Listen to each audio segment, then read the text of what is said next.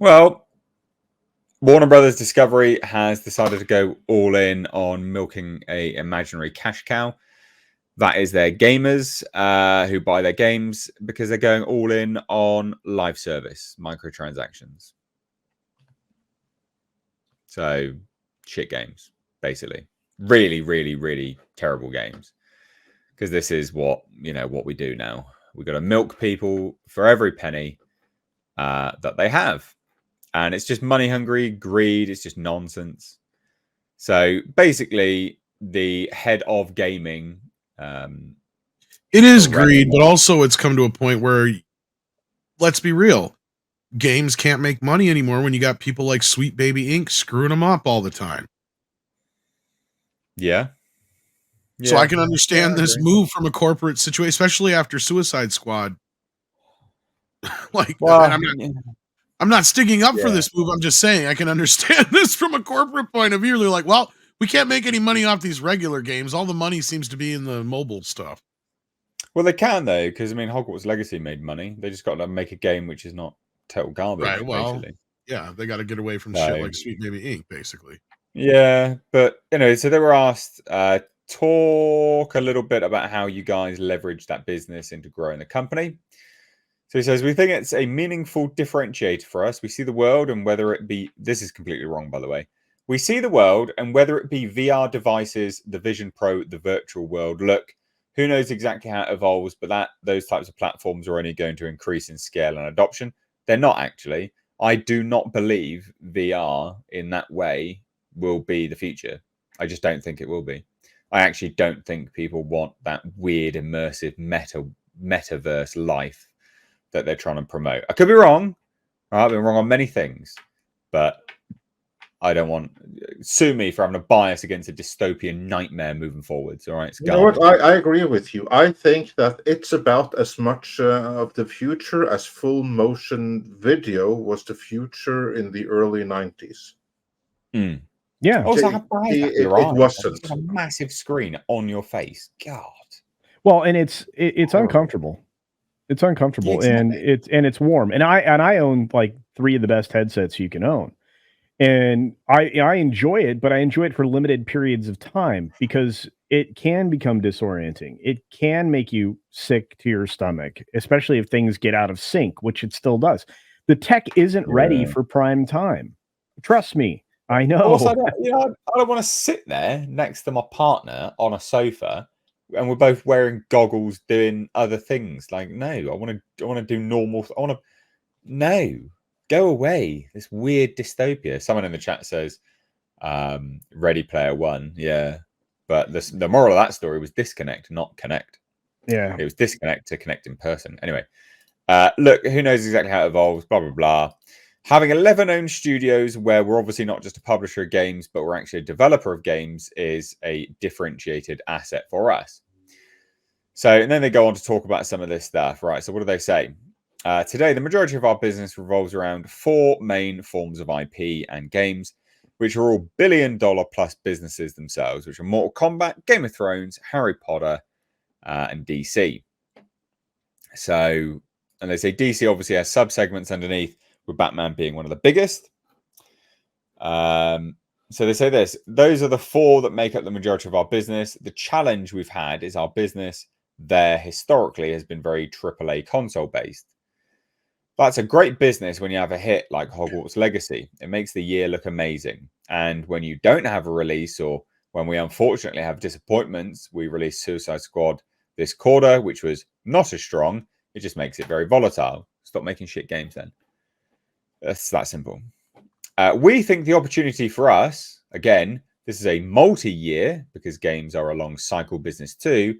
But the opportunity is to take those 4 franchises, so Harry Potter, Game of Thrones, Mortal Kombat, and DC, those 4, and be able to develop a much more holistic approach, particularly around expanding into the mobile games. That I do disagree with.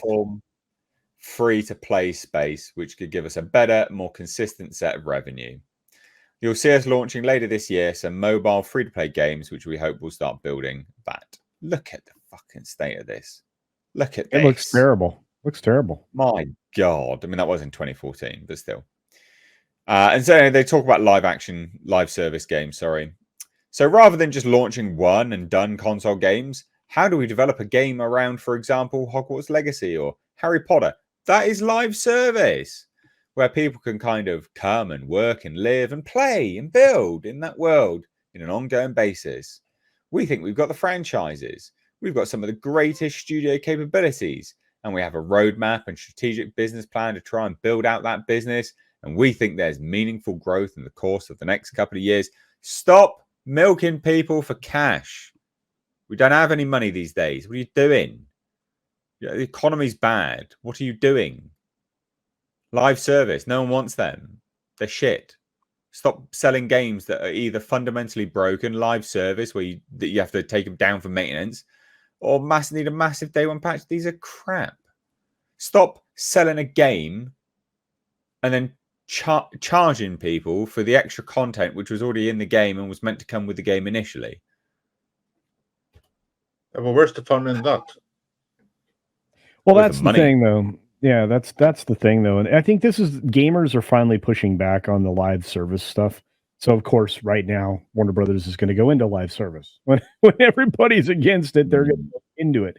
And they think this is the problem with modern studios. It doesn't matter if it's video games or television or film. They believe they can force through things and people will just accept it. That time has passed. Who is running their gaming division? Who is the one advising Sasla and the rest of the company? And this is a strategy that we want to do, and this is what we believe in. Because I'm not claiming to be an expert on the gaming market, but evidently I am more of an expert on the gaming market than the people deciding the gaming strategy within Warner. Yeah, the guy that's in charge of Warner Brothers Games is David Haddad. What I know about him is nothing, so I can't tell you anything about the guy. That's the guy that's in charge over there, though. So and he's not doing a very good job so far. Well, what worries me is that he doesn't have his finger on the pulse of reality, and he's talking about things that they've outsourced already that have done very poorly. I mean, I'll give you an example. DC just released the Sweet Baby Inc. game. Suicide Squad killed the Justice League. That did not do well. In fact, that's got like concurrently like 200 players. Yeah, right. And worldwide, 200 people are playing it on Steam. And my question is, how do you know that? By the way, a Batman game has like thousands. Yeah. And the question is, how do you know that? Well, you know that because the game's a live service game to a certain extent, right? So it's being tracked by Steam or whatever other platforms, whether it's GG or Steam, anything. Steam can just see what games are being played. Sure. Can't they? Sure. But I mean, other things like consoles, you can track consoles and things like that. Who's playing what and why. And some of that comes because of this DLC and the always connected. Well, gamers don't like that anymore. They want a fully released game. They don't want a day one patch, as you were suggesting, or anything else. Gamers are not pre-buying things anymore. That's something else that I think we should take note of. Is people like me, I'm not ever going to buy another Fallout 77. That ain't going to happen again. No, thank you. No. Kalechi Oak tipped $2 and says, why are corporate executives so out of touch? We want great single-player games like the Arkham series. We're really starting to hate live service. I guess Warner Brothers just has more money to burn. Can't argue with that. 100%. I mean, look, this is not a sentiment that I don't share with almost the majority of gamers. Dude, I game every day if I have time. It may not be for very long, maybe 15 minutes. I may play like 9 innings of baseball, or I may like build onto my settlement in Fallout 4, or I might, jump into Skyrim to get, fire blown by a dragon or whatever. But I do try to do that occasionally. Get blown by a dragon. That is not what I said. It fucking is. That could be hot.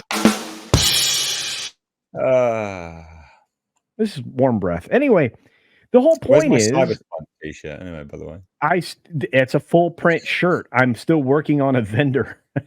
That's a whole other problem. Anyway, but I just don't want to get it from China. Anyway, the whole thing is the gaming space is now so crowded with garbage that gamers have just decided I'm not buying anything unless it's certified good. And the same thing's happening in every other entertainment. I mean, how many people listen to you, Mr. H? How many people listen to you after a movie review and decide, okay, now I can go see this because it's safe to see? Yeah, we definitely have an influence for sure. Yeah, like, and same and thing multiple times. I mean, putting out Shogun reviews, people are like, I wasn't going to watch this, now I am. I love it. There are various movies that I've reviewed where people are like, oh, I didn't know this until you'd made a video. Even just that alone goes to show the influence that people do actually have. At least putting it, there in front of people. So it makes a difference for sure. And then you add all of that to this fact, Nate, is the fact that people can't trust the reviewers anymore, whether it be game reviews like PC Gamer or Kotaku. You can't trust those idiots. Now you're going to folks especially like you. Especially not Kotaku. There you go. No. Or PC Gamer. But you go to any of these entities and you can't trust them. So what do? You go and listen to your YouTuber. Well, they don't get an early copy of the game. So it saves you from pre-buying something that you're either going to have to try to refund, which fortunately Sony allowed for people to refund the stupid Kill the Justice League game that was just garbage. Sorry, that's the one that just bakes my bread. It still pisses me off to this day because it was so built up from 6, 7, 8 years ago that it just sucked rocks like day one. Do you remember? Be happy though, because that game is really going to make a difference in culture and everything because of it. Because of how bad it is. That's true. Well, I mean, it did make a difference in culture. He came out of the closet because of that game. Oh dear, oh dear. Well, I mean, like this money hungriness from studios, it's got to stop. Like, yeah, gamers are cottoning on to it now more than ever. So, and live service games, nah, they're not it. They're not it. No, so. and consider this: there are games that you buy, you don't have an internet connection. I mean, there are times when the internet goes down. What are you gonna do? Well, you gotta play that game. Yep. Yeah. Very, very true. Very true. Anything to add to this live service debacle that's happening in the gaming industry? I like turtles. Excellent. Yeah. I didn't think you guys would be able to add too much to it, to be fair, but